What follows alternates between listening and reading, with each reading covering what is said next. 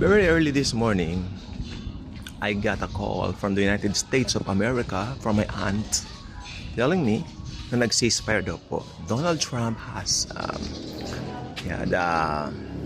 proclaim na nag-ceasefire na raw ang giyera sa Iran and Israel. So, what does this mean? That after ilang hours, parang hindi naman daw totoo na nag-ceasefire, sabi ng ilan. Parang naguluhan pa ako kanina. Sapagkat matapos niya sabihin yung ceasefire, inatake naman yung Qatar. Ito ay talagang nagpapakita po sa atin na talagang kahit sino pa ngayon ang mamagitan, continuous Makinig po mabuti, importante ito sasabihin ko sa inyo. Hanggat hindi na mamagitan yung pinaka, di ba? Alamin na kung sino yun. Talagang wala pa talaga yung Antikristo. Wala pa po siya. Hindi pa po siya narating, hindi pa po dumarating. Sapagkat pag dumating na po yun, magkakaroon po talaga ng peace. I'm not saying na ito, makinig mo mabuti. I'm not saying na pag huminto itong away na ito doon sa Iran at Israel, Antikristo yung nagpahinto. Hindi po yung ibig sabihin. Ang akin lang po naman dito ay simple lang. Let us focus on the grace of Jesus more. Kaya mag-ceasefire, kaya i-proclaim nilang ceasefire, kaya hindi. Mangyayari ang mangyayari. Okay? Gog at Magog? I don't think so. Ako, naniniwala po ko, birth pains pa lang po ang mga ito. It's only birth pains. Hindi pa ito yung war na binabanggit. Birth pains pa lang po ito. Okay? So, let me again assure you, birth pains pa lang ito. Pinag-aralan ko mabuti yan, yung mga pangyayari. Pinag-aralan ko rin noong 2003, may ganito na rin, no? At halos hindi na uubos. Kada magpapahinga ng ilang, di ba? Tapos maya ayun na naman, strike na naman. I mean, it's something like they always do after each minute of time. Kasi wala po talagang kapayapaan yan. It's predicted in the Bible. It's predicted in the scriptures. And if it's predicted from the scriptures, it will happen truly kahit sino pa yung mamagitan. Okay? Dahil ang Panginoon ang may control ng lahat. Okay? Tandaan nyo, yung Iran na yan, Persia yan. Alam niyo po ba kung gaano ka makapangyarihan ang Persia during the Old Testament? Okay? Alam niyo po ba ang Persia ang ginamit ni Lord Jesus para maibalik ang mga Israelita doon sa kanilang lugar? Di ba sila po ay napunta kung saan saang lugar? Oh, di ba? Napunta sila sa Babylonia. Pero dahil doon, naibalik sila. Yeah? Sa kanilang promised land. Doon na itayo yung third temple na inatasan ni King Cyrus si Nehemiah na pangunuhan at pamunuan nito.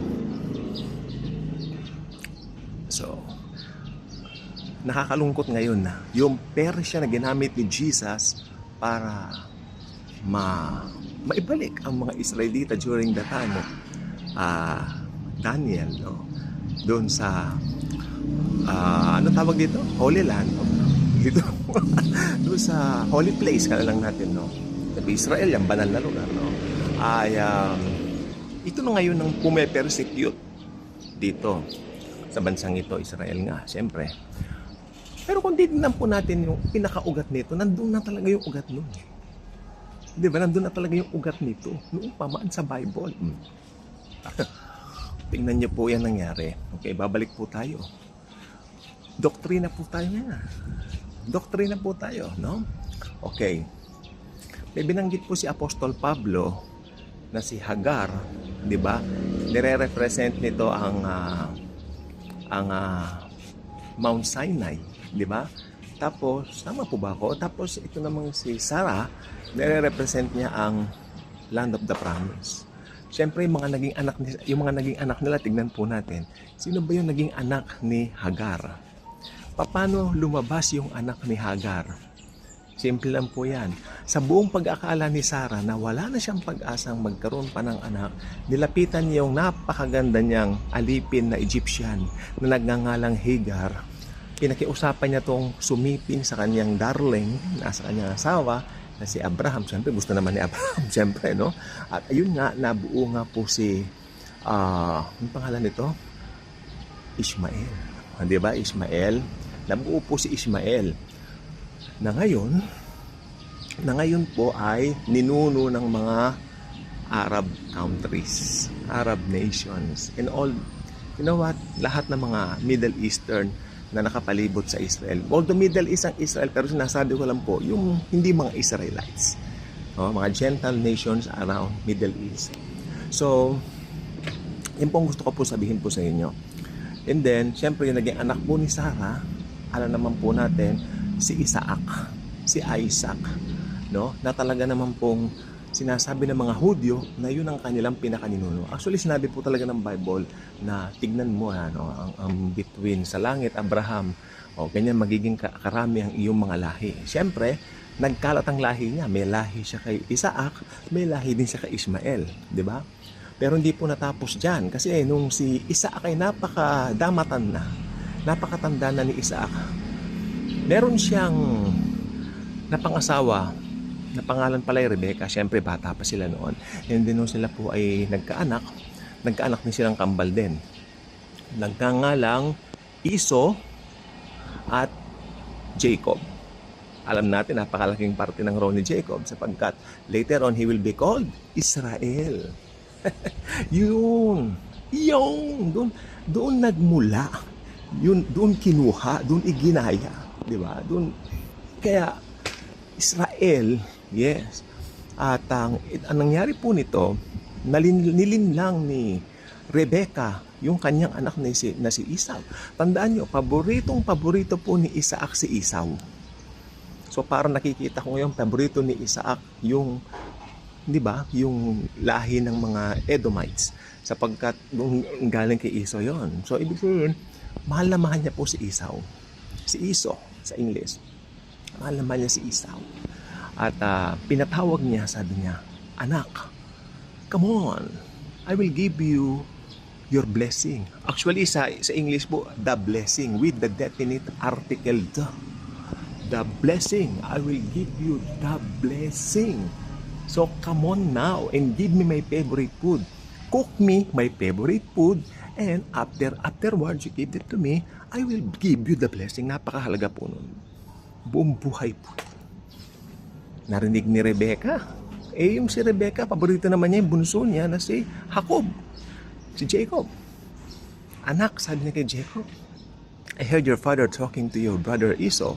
Inutusan niya na ipagluto siya ng favorite food nito, then later on he will give him the blessing. No, we won't let that to happen. You should get the blessing rather than your brother Esau. Sabi ni Rebecca, nagpapakita ng pagmamahal niya kay Jacob. The rest was history.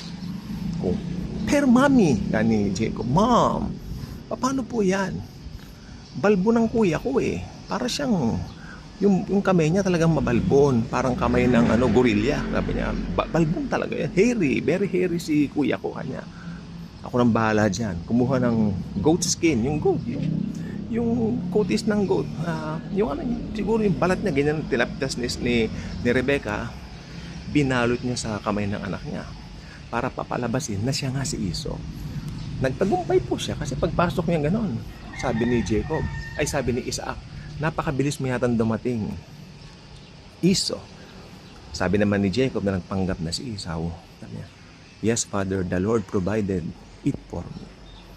Come on here, son. Let me feel you. Ikaw nga si Esau.